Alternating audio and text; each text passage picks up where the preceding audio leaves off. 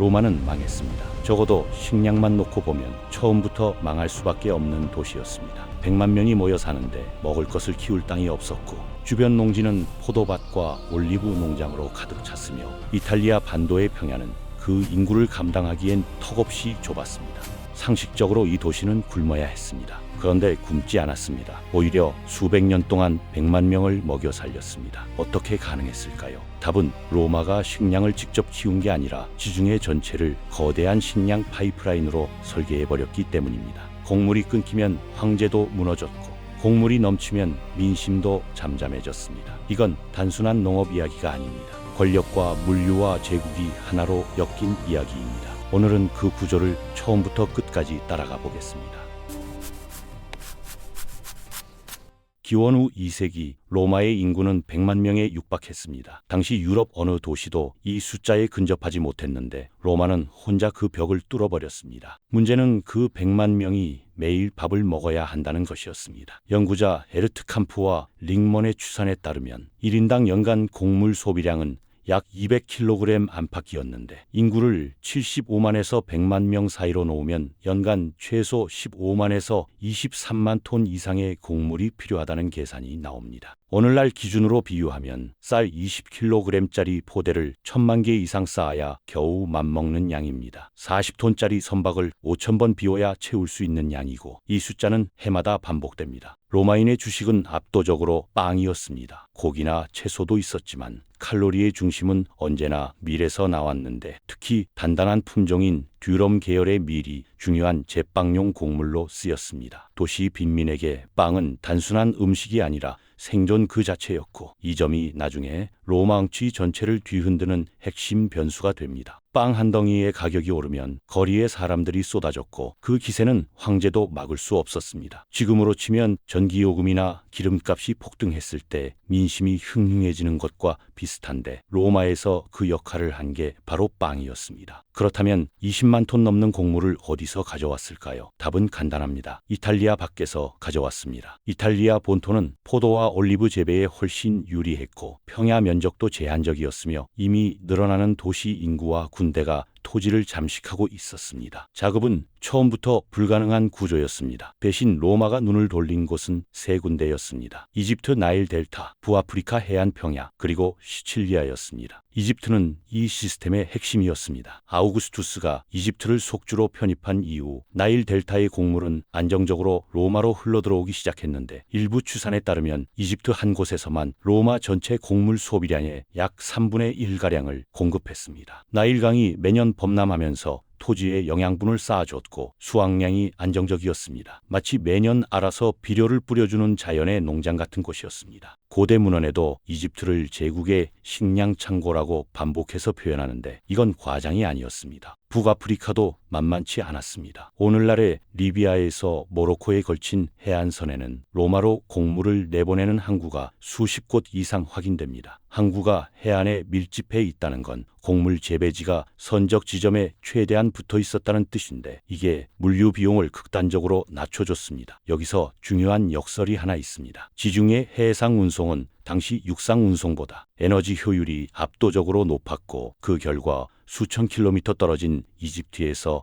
배로 실어온 곡물이 이탈리아 인근에서 수레로 끌어온 곡물보다 실제로 더 싸게 로마에 도착할 수 있었습니다. 쉽게 말해 서울 근교에서 트럭으로 나르는 것보다 부산 항구에서 배로 실어 보내는 게 더 저렴한 상황이었습니다. 멀수록 오히려 유리할 수 있는 구조였습니다. 그런데 이 정도 규모의 곡물이 오가려면 단순히 배를 띄운 것 이상의 무언가가 필요했습니다. 항구가 필요했고 창고가 필요했으며 강을 타고 올라오는 운송수단이 필요했습니다. 로마는 그 모든 걸 갖췄습니다. 곡물이 지중해를 건너오면 먼저 이탈리아 서해안의 오스티아로 집결했습니다. 오스티아는 피베르강 하구에 위치한 로마의 관문 항구로 단순한 항구가 아니라 거대한 물류 허브였습니다. 지금으로 치면 인천항과 인근 대형 물류창고 단지를 합쳐놓은 것과 비슷한 개념인데 항구 주변에는 호레아라고 불리는 대형 창고 단지가 가득 들어서 있었고 이 창고들 안에는 수만 톤의 곡물이 장기간 보관될 수 있었습니다. 대형 호레아 하나를 가득 채운 곡물은 이론상 수십만 명이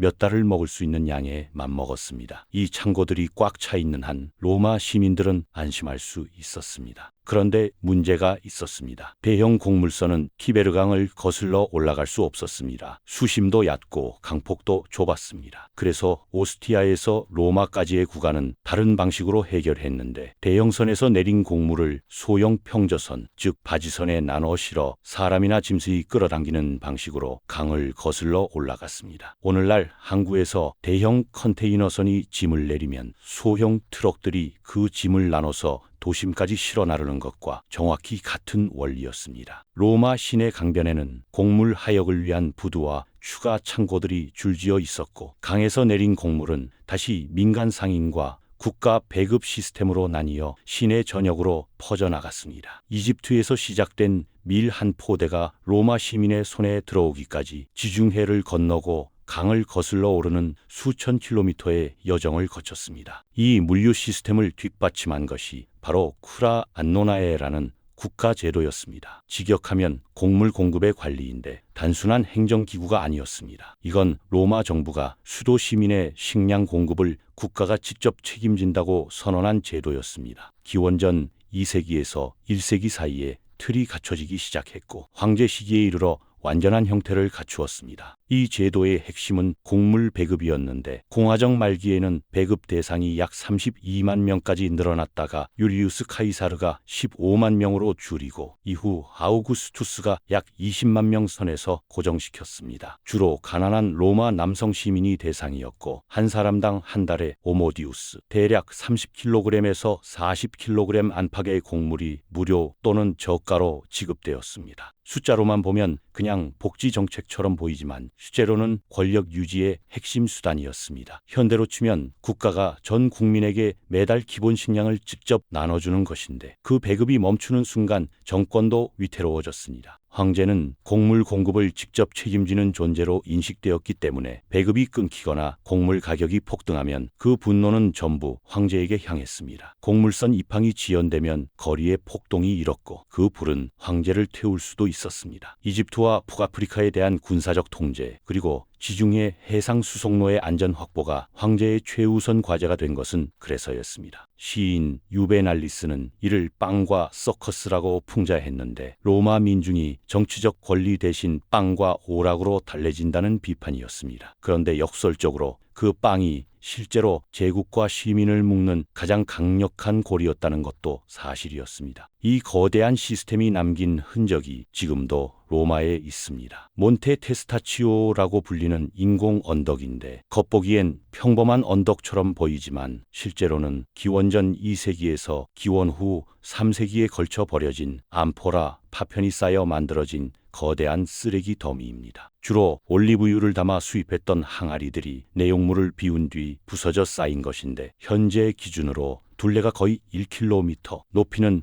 약 35m 안팎이며 고대에는 이보다 더 높았던 것으로 추정됩니다. 아파트 10층 높이의 쓰레기 언덕이 수백 년에 걸쳐 자연스럽게 만들어진 겁니다. 그 언덕 하나가 로마가 수백 년 동안 얼마나 많은 물자를 해외에서 끌어다 썼는지를 고스란히 증명합니다. 하지만 이 시스템에는 치명적인 약점이 있었습니다. 로마는 스스로 먹을 것을 키우지 못했습니다. 도시의 생명이 이집트와 북아프리카 그리고 지중해 위에 떠있는 곡물선에 달려 있었고 그 공급선이 흔들리면 도시도 함께 흔들렸습니다. 마치 전력망이 끊기면 도시 전체가 멈춰버리는 것처럼 로마의 곡물선이 멈추면 100만 명의 삶이 동시에 위태로워졌습니다. 실제로 서방 로마 제국 말기 반달 왕국이 북아프리카를 장악하면서 곡창 지대를 잃었을 때 군사적 붕괴와 더불어 북아프리카 식량 공급 차단이 서방 로마의 붕괴를 심각하게 가속했습니다. 단순히 전쟁에서 진 것이 아니라 먹을 것이 오지 않았기 때문이기도 했습니다. 결국 로마의 위대함은 단순히 군대나 건축이 아니었습니다. 지중해 전체를 하나의 식량 공급망으로 설계하고 수백 년간 유지한 물류 능력 그리고 그 시스템을 정치 권력의 정당성과 연결시킨 통치 구조에 있었습니다. 파이프라인이 살아있는 한 로마는 존재했고 파이프라인이 끊기는 순간 로마는 무너졌습니다. 20만 톤의 곡물이 지중해를 건너는 동안 제국은 유지될 수 있었던 것이었습니다.